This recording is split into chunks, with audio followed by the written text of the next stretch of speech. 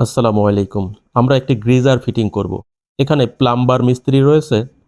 আমি শুধুমাত্র ইলেকট্রিক সংযোগ করার জন্য আসছি। তো দেখাচ্ছি আপনাদের এই যে নন রিটার্ন বাল্ব, সেফটি বাল্ব এবং বল ভাল্ব রয়েছে 1/2 ইঞ্চি। তো এগুলো দিয়েই মূলত ফিটিং করা হবে। পানির প্রেশার কম থাকলে একটি নন রিটার্ন বাল্ব ঠান্ডা লাইনে বা ইনপুট লাইনে ব্যবহার করতে হবে। সেফটি বাল্বের যদি নির্দেশনা থাকে, যে কোম্পানির গিজার ফিটিং করা হয় তার ম্যানুয়ালে যদি নির্দেশনা থাকে কিভাবে সেফটি বাল্ব ফিটিং করতে হবে, ঠিক সেইভাবে ফিটিং করতে হবে। তো আমরা পানির প্রেশার চেক করছি এই বিল্ডিংয়ের 7 তলা বিল্ডিংয়ের পানির প্রেশারে খুলবে কিনা। তো পানির প্রেশার অনেক বেশি রয়েছে, এই কারণে খুলছে। এই কারণে যেহেতু গ্রিজারের মালিক টি নিয়ে আসেনি, দোকান থেকে টি দেয়নি, তো আমরা কি করব, নন রিটার্ন বাল্ব অবশ্যই ঠান্ডা লাইনে লাগাতে হবে ইনপুট লাইনে, এবং নির্দেশনা রয়েছে ঠান্ডা লাইনে সেফটি বাল্ব লাগানোর জন্য। এটা ম্যানুয়ালে রয়েছে, এ কারণে আমরা সেভাবেই লাগাচ্ছি। এবং আমি কেবল সংযোগ করছি। তো বিভিন্ন মডেলের গ্রিজার রয়েছে। দেখেন আমি কিভাবে কেবল সংযোগ করছি। এখানে এন এবং এল সিম্বল দেওয়া রয়েছে, ফেজ এবং নিউট্রাল দেখে আমি ফিটিং করছি। এবং ইন্ডিকেটর সংযুক্ত যে কাভার রয়েছে সেটাও ফিটিং করে দেব। কেবল ঢুকিয়ে নিচ্ছি। গ্রিজারের ম্যানুয়ালে সেফটি বাল্ব যেভাবে ফিটিং করতে হবে সেটা বলা থাকে, ঠিক সেইভাবে ফিটিং করলেই হয়ে যাবে। এই সেফটি বাল্বের ব্যাপারে অনেকেই অনেক রকম মতামত দিয়ে থাকেন। কোম্পানি যেটা দিয়েছে সেটাই সঠিক হওয়ার কথা।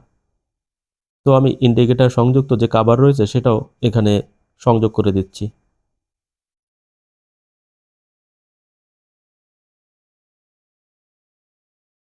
গ্রিজারের পানির প্রেসারের ক্ষেত্রে সেফটি বাল্ব নন রিটার্ন বাল্ব হিসেবে ব্যবহার করা যায়। তো যেহেতু মালিক নন রিটার্ন বাল্ব নিয়ে আসছে আলাদা, এ কারণে আমরা ফিটিং করে দিয়েছি।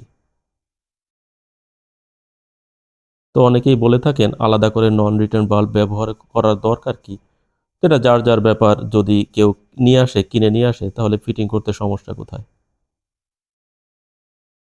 যেহেতু আমরা আলাদা একটি সেফটি বাল্ব দিয়েছি, ওই সেফটি বাল্ব মূলত নন রিটার্ন বাল্ব হিসেবে কাজ করে, স্টিম বের করার জন্য সেফটি বাল্ব হিসেবে কাজ করে, এবং প্রেশার বাল্ব হিসেবে কাজ করে।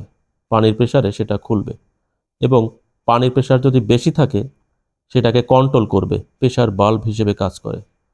তো 3টি কাজ ওই একটি সেফটি বাল্ব করে থাকে। যদি পানির প্রেশার কম থাকে তাহলে ওই যে সেফটি বাল্ব, যার স্প্রিংয়ের টেনশন অনেক বেশি, ওই সেফটি বাল্ব মূলত ব্যবহার করা যায় না।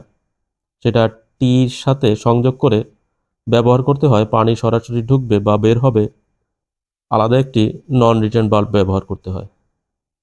দেখেন আমরা ফিটিং করেছি। এবার আমরা চেক করছি। পানি সাপ্লাই দেওয়ার পরে আমরা চেক করব।